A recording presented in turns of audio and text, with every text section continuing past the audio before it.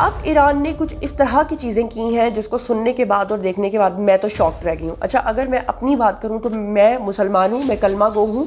A Russian oil-laden tanker that was bound for China has U-turned in the South China Sea and is now hurrying to India. From Russia with love. Bharat के लिए oil आना शुरू हो गया है। वो oil tankers जो China जाने वाले थे, सडनली उन्होंने बीच रास्ते मलक्का पहुंच के अपनी दिशा पलट दी है और अब सब भारत की ओर आने शुरू हो गए हैं। ईरान ने सऊदी अरब पे हमला किया है और उस वक्त हमला किया है ईरान ने जब आपको इस चीज का पता होना चाहिए कि वहां भी कुछ फॉरेन मिनिस्टर्स का इजलास हो रहा था। कासिम मुनीर साहब ने फौज को कहा है कि 1 लाख के करीब फौज सऊदी अरब में डिप्लॉयमेंट का, और सऊदी अरब में डिप्लॉयमेंट का मतलब यह है कि रियाल के अंदर डॉलर आएगा। डॉलर जो ईरान है वो पाकिस्तान के जहाज़ों को वहां से गुजरने पर तो हेजिडेंट है, लेकिन उसने बड़ी खुशी के साथ भारत के जहाज़ों को आबनाए हुरमत से गुजरने की इजाज़त दे दी है। ये कितनी दुख भरी खबर है। इंडिया ने ईरान को बोला यार हमारी आपसे तो कोई दुश्मनी है ही नहीं, हमारा आपसे कोई वो ही नहीं है, मैटर ही नहीं है आपका जिसके साथ है उससे लड़िए, हमारा तो सामान आने दीजिए। उन्होंने बोला ठीक है साहब, आप दोस्त हैं, कोई बात नहीं, आप ले जाओ। ये ईरानी सफीर हैं और ये क्या बयान दे रहे हैं, ये कह रहे हैं कि भारत ईरान का दोस्त है। और इससे भी अगली जो इन्होंने बात किया है उसकी वजह से तो दिल इतना शदीद दुखा है, क्योंकि ईरानी सफीर ने कहा है कि जो हमारे मकासद हैं वही मकासद जो है वो ईरान जवाब देना आपके ऊपर उतर आया है, तो अब सऊदीज के लिए कौन लड़ेगा? ईरान के ऊपर हमला कौन करेगा? पाकिस्तान से डिमांड की जा रही है कि आप अब हमला करें। और अगर ईरान को अपने दुश्मन और दोस्त की पहचान नहीं है तो फिर कहाँ, मतलब हम फिर कल को कितना सपोर्ट करेंगे और क्या कहेंगे हम। ये बड़ा दुख और अफसोस हुआ है मुझे इस बात का।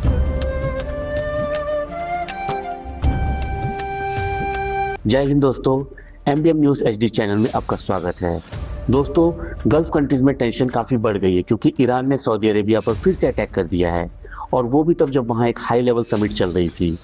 सऊदी ने रिस्पांस में तुरंत पाकिस्तान के आर्मी चीफ असीम मुनीर से कांटेक्ट किया और अपनी प्रोटेक्शन के लिए 1 लाख पाकिस्तानी सोल्जर्स की डिमांड कर दी है। बेसिकली पाकिस्तान इसको as a human shield use करने का प्लान है, लेकिन असली हेडलाइन तो भारत है। एक तरफ जहां ईरान ने पाकिस्तानी ऑयल टैंकर्स को ब्लॉक कर रखा है, वहीं इंडिया के लिए स्ट्रेट ऑफ हॉर्मुज के रास्ते बिल्कुल ओपन हैं। रशिया के 7 बड़े ऑयल टैंकर्स जो पहले चाइना जा रहे थे अब इंडिया की तरफ डाइवर्ट हो गए हैं और ईरान उन्हें सेफ पैसेज दे रहा है। पाकिस्तानी मीडिया तो ये देखकर बिल्कुल बौखला गई है कि इंडिया का जियोपॉलिटिकली इतना दबदबा है कि वहाँ लाइक सिचुएशन में भी हमारे क्रूड ऑयल और गैस टैंकर्स बिंदस निकाल रहे हैं।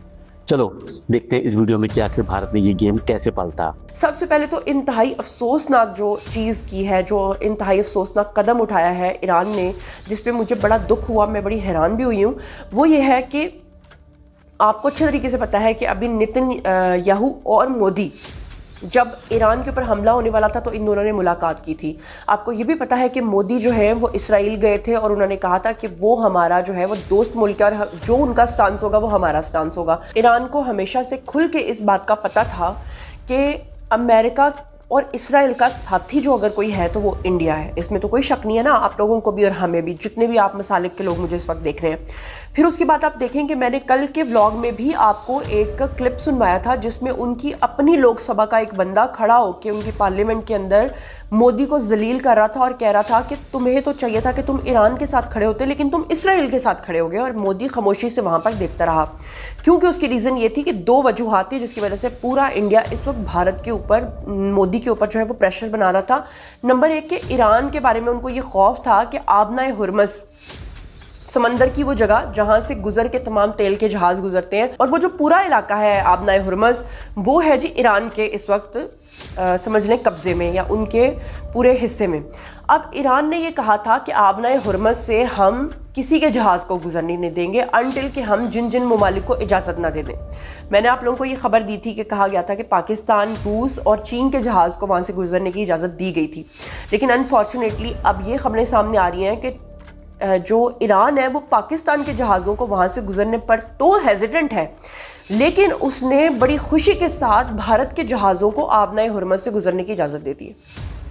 ये कितनी दुख भरी खबर है कि देखें कि ईरान को जब पता है कि भारत का स्टांस खुलकर किसके साथ है, जब ईरान को इस बात के बारे में पता है कि इसराइल अपने हथियार और अपने ड्रोन्स इंडिया के अंदर भी बनाता है और इंडिया को इस्तेमाल करके उन्होंने ये सब कुछ किया है। उसके बावजूद अगर ईरान जो है वो इजाज़त दे रहा है अपने हुर्मज़ से उनके जहाज़ों को गुजरने की, और दूसरी एक और बड़ी बुरी खबर कि उन्होंने LPG बंद की थी इंडिया की। ईरान अगर चाहता था तो इंडिया की जो नाक की लकीरें वो निकलवा सकता था, लेकिन ईरान ने LPG के जहाज़ भी गुजरने दिए, ईरान ने उनको आबना हुर्मज़ से गुजरने की भी इजाज़त दे दी। और ये मैं नहीं कह रही, ये आपको स्क्रीन के ऊपर जनाब भारत के अंदर ईरान के जो है वो सफ़ीर नज़र आ रहे हैं।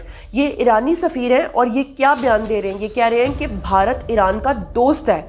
और इससे भी अगली जो इन्होंने बात की है उसकी वजह से तो दिल इतना शदीद दुखा है, क्योंकि ईरानी सफ़ीर ने कहा है कि जो हमारे मकासद हैं वही मकासद जो है वो भारत के भी हैं।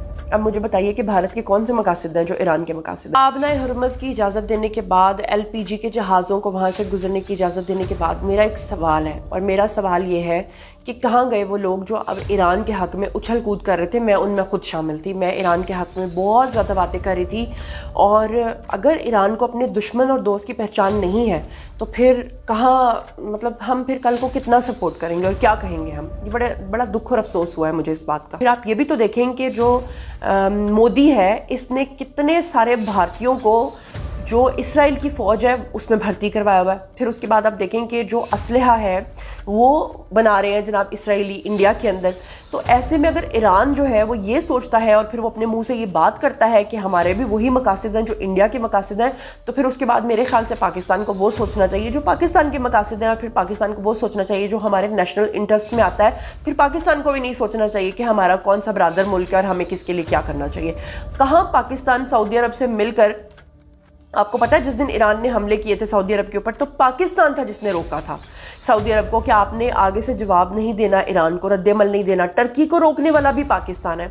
और अगर पाकिस्तान जो है वो बदले में हमला कर देता ईरान के ऊपर तो सोचें बात कहाँ की कहाँ जाती। ईरान ने सऊदी अरब पे हमला किया है, और उस वक्त हमला किया है ईरान ने जब आपको इस चीज़ का पता होना चाहिए कि वहाँ भी कुछ फॉरेन मिनिस्टर्स का इजलास हो रहा था।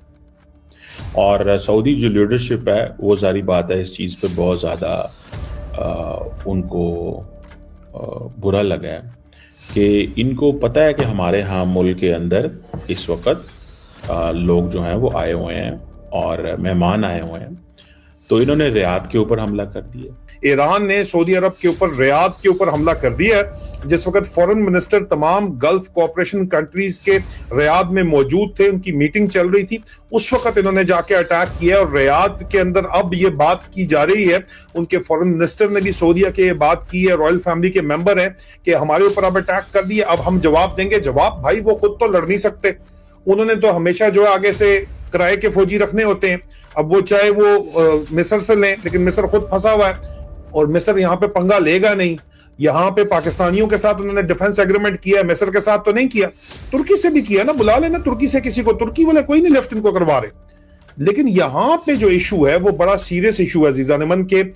अब सऊदीज इन्होंने प्लान क्या किया हुआ, इनका प्लान ये है कि जनाब हम सऊदीया जाएंगे, याशी पटेंगे, जो मैंने आपको बता दिया, वापस आएंगे, प्लाट श्लाट ले लेंगे, तनख्वाहें लेंगे रियाल में, उम्रे शुमरे कराएंगे, पूरे टब्बर को करा लेंगे, उम्रे और हज मज भी करा लेंगे मजे के साथ। वहां पे जाएंगे, वहां पे लैंड क्रूजर गाड़ी रखेंगे, पेट्रोल बड़ा सस्ता है, ये इनका पुराना तरीका है। वापस आएंगे, पहली तनख्वाह, पहले साल की तनख्वाह से एक प्लाट ले लेंगे और दूसरे और तीसरे साल के उस प्लाट के ऊपर घर वाला खड़ा कर देंगे, और यही मेजरी कप्तानी के अंदर एक घर बन चुकेगा होगा, उसमें रहेंगे, जाके उसको सेल्फ हायर करवाएंगे। ये इनकी सोच बता रहा हूँ आपको, उसको सेल्फ हायर करवाएंगे और उसके भी पैसे खाएंगे और उसके अलावा मजे करेंगे, कोई बात नहीं। और साल 2 साल 3 साल निकाल के आ जाएंगे, और मजाइल वजाइल चलाने हैं, और कौन सा इतना बड़ा मसला है, वहां पे जाके हमने बैठना है। लेकिन सऊदीज चाह रहे हैं कि नहीं, मेरा चंदा ये चक्कर नहीं है, और अमेरिकन और सऊदीज अलायंस के अंदर है। अगर आपको वीडियो पसंद आए तो चैनल को सब्सक्राइब करें और बेल आइकन को जरूर दबाएं ताकि आपको ऐसे ही लेटेस्ट वीडियो की नोटिफिकेशन मिलती रहे।